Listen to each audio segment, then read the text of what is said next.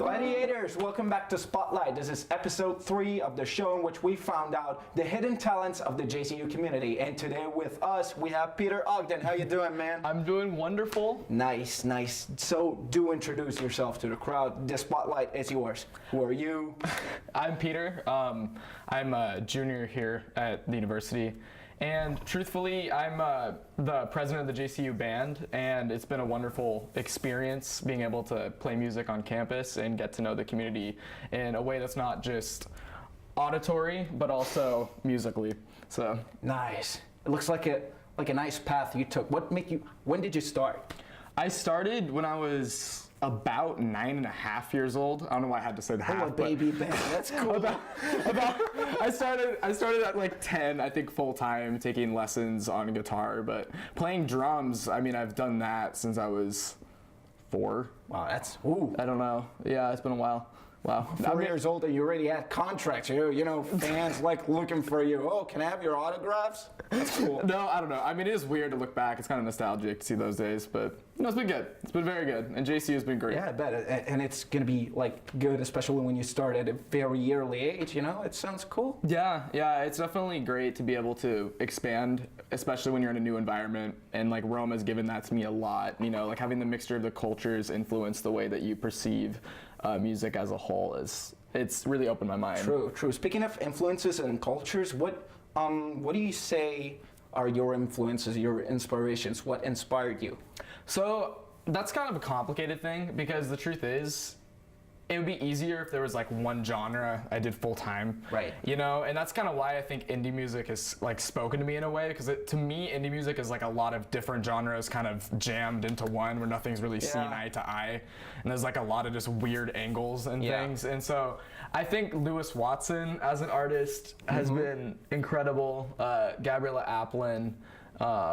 And yeah, I mean, just a lot of kind of acoustic indie artists like Jose Gonzalez.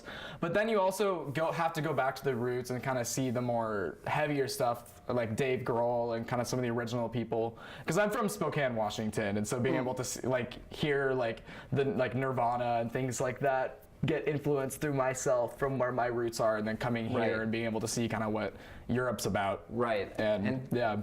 That's it. Would you be able to say like what's your band main genre, or is it too hard for you maybe? So, I mean, at the university, it is kind of a bi-semester thing. So it just kind of depends on who I'm able to speak to at the time. And so it just depends on where everyone's personalities are. But for myself, I'm more of an indie artist, I think. Right.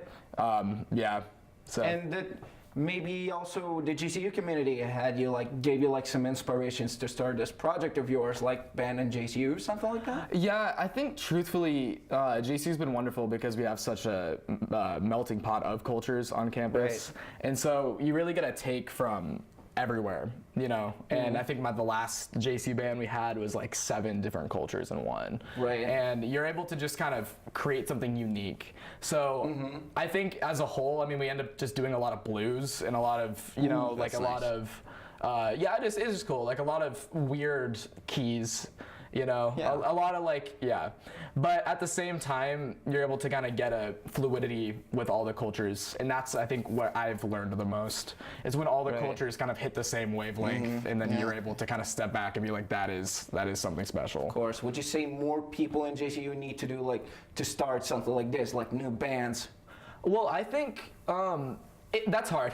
I think JCU has had a wonderful impact on me starting a band, and I think you have to be just really dedicated and really want it, and you have to want to go out of your comfort shell a lot. And I think I think anybody in the world, regardless of JCU, would benefit from just taking that step. I think that it would be cool if the JCU community had more than one band. It would be like a very varied. It would be wonderful. No, it would be absolutely wonderful, and I'd love to kind of step back and see all this growth in the community. So if that were to happen, would you have any advice to give the people who would like to start their own band? Yeah, absolutely.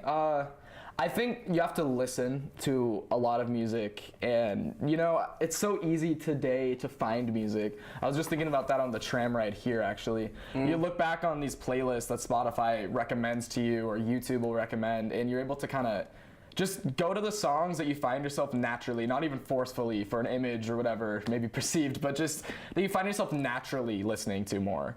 You know, if you're like, and you're attentively listening, and limit those songs to one playlist, and then try and create your own sound off of that. And I think that's where you really are able to get in touch with yourself more. Sure. And if you're able to, and for people starting a new band, try and find people that are interested in a lot of different things to then come together, because I think that is something. Because it's so easy to be your own today. It's so easy to work by yourself. Yeah, variety today. is so important. And this is a community, and so you have to try and get people together to try and see different wavelengths, because I've learned more from other people than I have, of course, that you can teach yourself ever.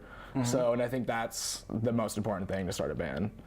Nice, that's really nice. Well, Peter, if you want to make some publicity and advertising for yourself, now would be a good time to tell platforms in which you share your content. The stage is yours. So currently in the making, I'm going to be trying to finish up an EP that'll be released on Spotify. I'm hoping this winter, if not most likely in the spring.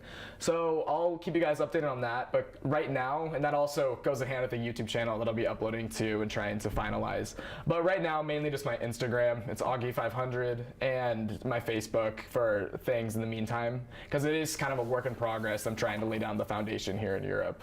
So nice. Yeah, thank you. No, thank you. You heard him first, folks. I have been Lorenzo Yelli, your gracious host, and now we're gonna listen to Peter's song. What was your song? I just want to talk to you. Yeah. Oh, okay. Yeah, I just want to talk. Nice. So. Okay. Yeah, it's about a month old. It's Work in progress. It's a new little baby. I just want to talk to you. It sounds like it's gonna grow up. maybe in the spring you'll be able to watch it like walk for the first time. It confuses you a bit because someone asks you a question, I just want to talk. Oh, okay, so you're not gonna tell us no. Yeah, that's it was like the title. I was actually thinking about that. It's one of those last minute names, but it works. It's like saying I don't want to talk to you about that, man. I just want to talk to you. Yeah, I know. It's kind of a conversation ender. And so I don't know. Hopefully you guys will see this little baby walk in the spring. So. People, you've seen Spotlight, and now the floor is yours, Peter. Thank you for coming. Thank you.